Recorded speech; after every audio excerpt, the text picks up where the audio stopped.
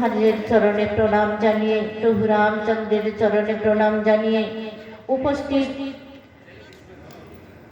সভাপতি স্বামীজির চরণে প্রণাম জানিয়ে এবং অন্যান্য পূজ্য স্বামীজিদের চরণে প্রণাম জানিয়ে আজকের মতো এইখানে রাম নামের বিরাম।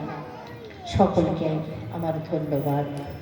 সমস্ত উপস্থিত ভক্তবৃন্দকে আমার শুভেচ্ছা, প্রীতি ও শুভেচ্ছা জানিয়ে সকলের মঙ্গল কামনা করে আজকে এইখানে বিশ্রাম।